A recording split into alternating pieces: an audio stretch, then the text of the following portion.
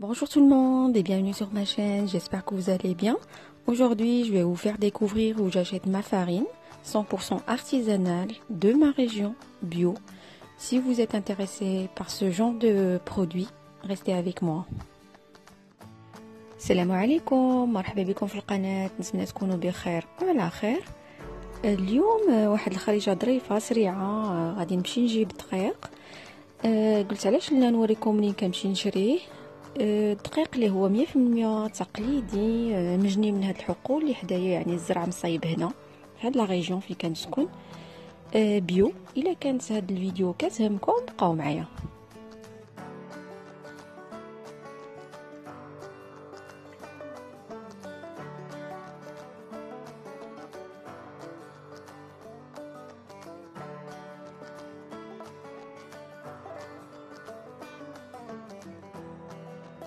Je voulais juste répondre à une abonnée qui m'a laissé une question. C'est pas une question, mais qu'elle m'a écrit l'autre fois quand j'avais fait le vlog des cueillettes des pommes. Elle m'a dit, mais pourquoi tu te casses la tête à aller cueillir des pommes, pourquoi t'as pas des pommes qui se vendent dans le magasin?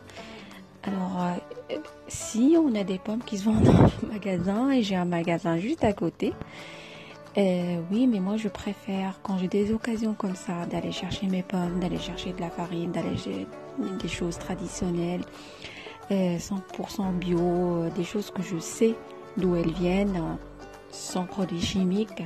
Je n'hésite pas à faire de la route et à aller chercher. بغيت غير نجاوب واحد الاخت كانت خلات لي واحد الميساج في واحد الفيديو ديال فاش مشيت كنشري تفاح من الحقل. قالت لي علاش كتعذبي راسك، زعما مشيتي علاش ما عندكمش تما في فرنسا التفاح كيتباع في المغازا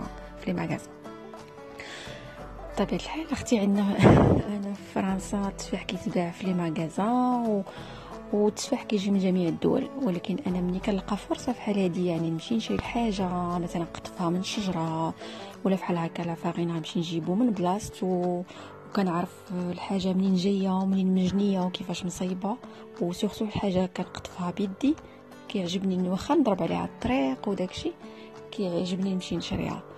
خاص الانسان يبدل النمط ديال العيش ديالو. انا كنحاول نبدل الطريقه باش كناكل، والمنتوجات اللي كنشري نعرف منين جايه، لان راه كتعرفوا هادشي اللي كناكلو دابا كله عامر زعما بلي برودوي شيميك، عامر بالامراض. الوغ الا لقينا مثلا نمشيو ونشريو براسنا، زعما نمشيو ونجيبو داكشي من الحقل، راه ولاو كنعرف دابا بان كاين في المغرب ولاو كيديروا الناس، ولاو كيديروا هادشي، يعني كتمشي تشريه من نتيا كتقطفيه بيديك وكتشريه، زعما ما تعكزوش، سيروا جيبوا. راه اي حاجه كنديروها يعني كما قلت في الفيديو ديال الورد، هي حاجه كنشريوها ولا كنصايبوها بيدينا ولا كنصايبوها في الدار ولا هذا، راه ولا كندخلوها الكرشنه ولا كنديروها في وجهنا، راه خصنا نعرفوها منين جايه. ما نبقاوش غير نشريو وناكلو ديك ماكله الزنقه وداكشي. حاولوا تنقصوا منه، سورتو شي حاجه اللي ما كتعرفوهاش كيفاش مصايبه، لان كتبقى الصحه ديال الانسان ما كتشراش بالمال. نخليكم على هاد المناظر الطبيعيه.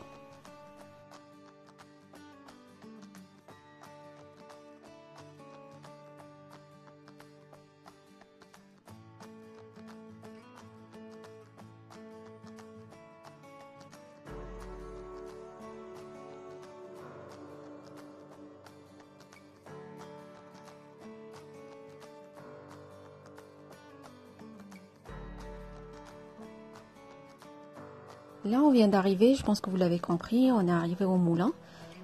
Oui, on a un moulin dans notre région pour les gens qui sont intéressés. Ça s'appelle le moulin de la Gimont, 6 ans bio. Je vous laisserai les coordonnées en barre d'infos. هنا وصلنا المطحنه كما كنقولوا بالعربيه طاحونه ديال الصرع. عندنا طاحونه هنايا حدايا كيجيو الناس ياخذوا منا يشريو لنا الزرع ديالهم ويطحنوه هانتوما غير حنا غندخلو ونخليكم مع الاثمنه ومع كاع الانواع ديال الزرع اللي كيتوفروا عليها.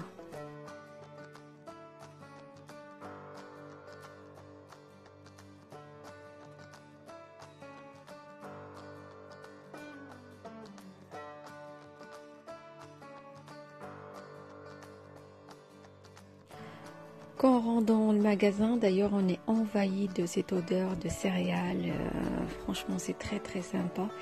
Et on trouve des sacs tout près. D'ailleurs, le moulin propose toutes sortes de farines. Vous trouverez de la farine de blé, farine de seigle, farine d'épeautre et petite épeautre, farine de sarrasin. On trouve des lentilles aussi et des petits pois cassés. Et j'ai vu à la fin des idées cadeaux produits bio, des paniers tout près, c'est très sympa. Et pour la farine de blé, vous trouverez de la T65, 80, 110 ou 150 et même les autres farines d'ailleurs. Et les prix, vraiment, ça reste abordable. Le sac de 1 kg par exemple de farine de blé, soit la T65, 80 ou 110 ou la 150, et il est à 1,90 € TTC. Les prix sont vraiment abordables. Ainsi, vous pouvez appeler avant, ils vous préparent votre commande. Le personnel, il est vraiment très très accueillant. ملي كندخلوا لهذا المغازان بعدا قبل ما ندخلوا كنشموا ديك الريحه ديال لي سيريال ديال الزرع وديال الشعير وداكشي كيطحن، زعما رائحه هائله. كنلقاو هنا دايرين دي ساك موجودين ولا دي ساك ديال الناس اللي معيطين لهم في التليفون وموجدين لهم السلعه ديالهم. كنلقاو دقيق القمح الكامل كيبيعوا الشعير، كيبيعوا لو ساغازان، الدقيق الاسود، كيبيعوا لي بوطخ، ما عرفتش سميتو بالعربيه سمحوا لي، كيبيعوا حتى العدس، كيبيعوا الجلبانه لي بتي بوا كاسي، جلبانه مهرسه. وانتي كتختاري الساك اللي بغيتي كيلو، بغيتي 5 كيلو، كيبيعوا حتى 10 كيلو.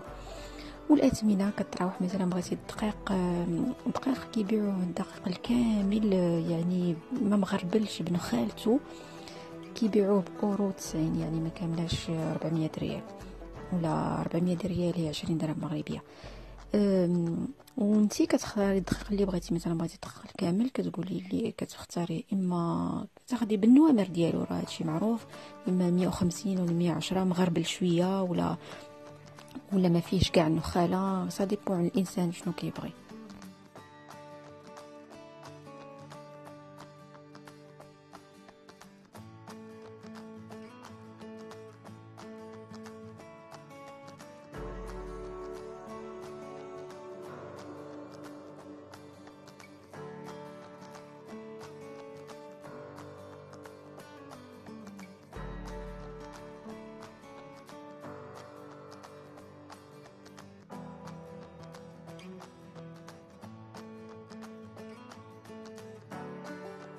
Quand on sort du moulin, on tombe sur ce petit étang magnifique, très beau, bien fait aussi par la société.